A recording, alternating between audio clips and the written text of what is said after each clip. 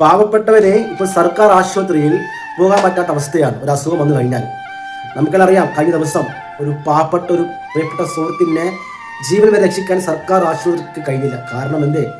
ശ്വാസം മുട്ടലിനെ തുടർന്ന് വന്ന രോഗിക്ക് ഹോസ്പിറ്റലിന്റെ ഡോർ വരെ തുറന്നു കൊടുക്കാതെ അവിടുത്തെ ആശുപത്രിയിലെ ജീവനക്കാരും നഴ്സുമാരും ഡോക്ടർ ഇല്ല എന്നായിരുന്നു അവരുടെ വാദം.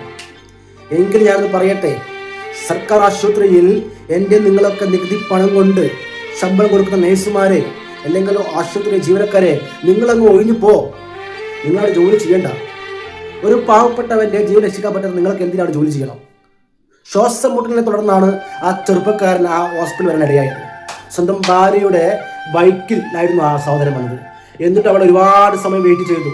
ആ വാതിൽ വരെ അവിടുത്തെ ജീവനക്കാരെ നഴ്സുമാർ തുറന്നു കൊടുത്തില്ല. ഇത് എന്ത് ലജ്ജാകരമായ ഒരു കാര്യമാണ്. നാണിക്കുന്നു കേരളം. ഇത്തരം സന്ദർഭങ്ങളിൽ പറയാൻ ഒറ്റൊരു വാക്കേ ഉള്ളൂ. ഇത്തരം സർക്കാർ ആനുകൂല്യം പറ്റി സർക്കാർ ശമ്പളമേറ്റി ജീവിക്കുന്ന ജീവനക്കാരെ പിരിച്ചുവിടണം. അവർക്കൊരു യാതൊരു കാരണവശാലും അവരെ തുടർന്ന് സേവിക്കാനുള്ള അല്ലെങ്കിൽ ജോലി ചെയ്യാനുള്ള അധികാരമില്ല എന്ന് മാത്രം പറഞ്ഞുകൊണ്ട് നിർത്തുന്നു. നമസ്കാരം.